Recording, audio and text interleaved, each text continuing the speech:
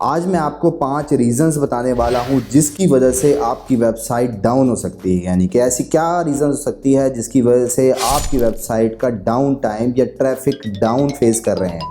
आज की वीडियो में मैं वही डिस्कस करने वाला हूं। तो अगर आप मुझे पहली बार देख रहे हैं और एक्साइटेड हैं इसी वीडियो के लिए तो चेक कर लें कि आपने यूट्यूब चैनल सब्सक्राइब कर रखा है, फेसबुक पे पेज फॉलो किया हुआ है, उसके अलावा इंस्टाग्राम पे ही फॉलो कर सकते हैं।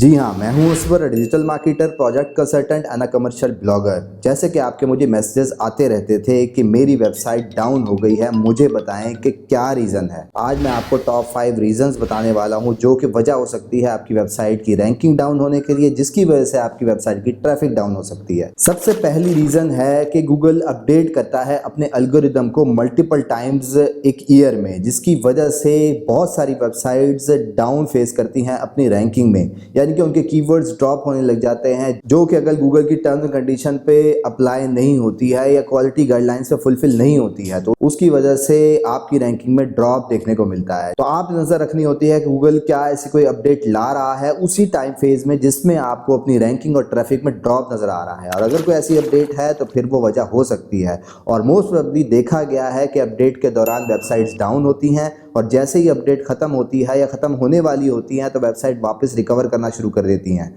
तो इसलिए उस अपडेट के कंप्लीट होने का इंतज़ार करना है, जिसकी अपडेट आपको मिला करेगी ट्विटर से। जब भी कोई अपडेट आती है तो उसके आने का टाइम फ्रेम और उसकी पोस्ट गूगल के ऑफिशियल्स ट्विटर के अकाउंट पे अपडेट कर देते हैं, और इसी तरह जब फुली रोल आउट हो जाती है तो ट्विटर पे ही अपडेट किया जाता है। तो इसलिए आपने उस पर नज़र रखनी है और ये वजह हो सकती है मेनली आपकी रैंकिंग और ट्रैफिक ड्रॉप होने के लिए। वैसे तो मैंने मल्टीपल वीडियोस बना रखी हैं कि कब और किस टाइप की अपडेट आती है जिसकी वजह से आप अगर उन स्टैंडर्ड प्रैक्टिस को फॉलो कर लें तो उस अपडेट से बच सकते हैं और सक्सेसफुली बाईपास कर सकते हैं। दूसरे नंबर पे आती है गूगल पेनल्टी। यानी किसी भी टाइप की अगर आप कोई ऐसी एक्टिविटी कर रहे हैं जो कि गूगल के सिस्टम ने हाईलाइट कर दी है तो फिर गूगल सर्च कंसोल में आपको मैनुअल एक्शन में वो पेनल्टी हाईलाइट होती है। गूगल सर्च कंसोल में आपको मैनुअल पेनल्टी नजर आती है। अगर किसी भी टाइप की कोई पेनल्टी लगी होगी, चाहे वो बैकलिंक्स की वजह से लगी हो, चाहे वो थिन कंटेंट की वजह से लगी हो या कंटेंट की वजह से लगी हो, वहां अपडेट होती है। तो इसलिए जब भी कोई ड्रॉप आएगा तो आपने गूगल सर्च कंसोल के इस स्पेसिफिक सेक्शन में मैनुअल एक्शन में आपको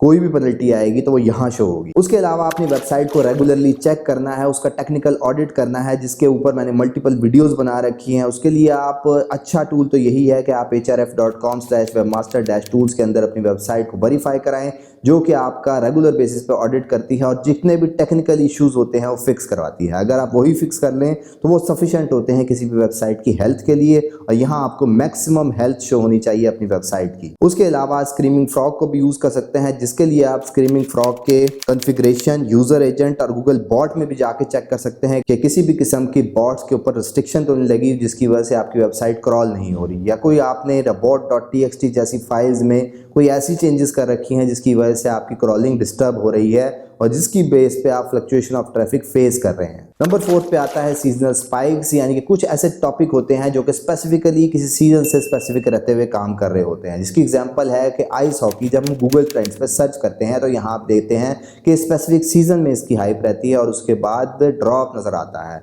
तो अगर आपको ऐसे टॉपिक या ऐसी एफिलिएट प्रोडक्ट के ऊपर काम कर रहे हैं जो कि सीजनल है तो फिर आपको ये पता होना चाहिए कि जब सीजन खत्म होगा तो डेफिनेटली ड्रॉप आपको अपनी ट्रैफिक में नजर आएगा। अपनी वेबसाइट की रैंकिंग और बैकलिंक्स रेगुलर बेसिस पे चेक किया करें, जिसके लिए आप अगर HRF का ही ऑडिट टूल इस्तेमाल कर रहे होंगे तो फिर आपको जब भी लॉस्ट होंगे आपके बैकलिंक्स वो आपको इंटीमेट करता रहता है। अदरवाइज अगर आप HRF यूज करें और इस स्पेसिफिक बैकलिंक्स के सेक्शन में लॉस सेक्शन में आप जाते हैं तो यहाँ पर जितने भी रेड नंबर आपको नजर आ रहे हैं ये वो नंबर हैं जो कि इस स्पेसिफिक डेट पर लॉस्ट हुए हैं। तो अगर ये बैकलिंक्स जब भी लॉस्ट होंगे तो कॉमन सेंस की बात ये है कि उन स्पेसिफिक पेजेस की रैंकिंग ड्रॉप होगी और अल्टीमेटली जो कीवर्ड्स उन पेजेस पर रैंक हुए हैं वो भी अपनी पोजीशन लूज करेंगे। तो ये सारे टूल्स आपको बताते रहते हैं कि कहाँ कहाँ आपकी पोजीशन ड्रॉप हो रही है, जिसके लिए आपको नज़र रखनी पड़ेगी अपनी बैकलिंक पे। और उसके बाद ऑन साइड ऑप्टिमाइजेशन में कि जब भी कोई रिजल्ट ऊपर आता है आपसे ऊपर, और अगर उसने ओवर ऑप्टिमाइज कर रखा है अपने कंटेंट को, तो फिर आपको भी ऑप्टिमाइजेशन करनी पड़ेगी ताकि आप वापस वो अपनी पुरानी पोजीशन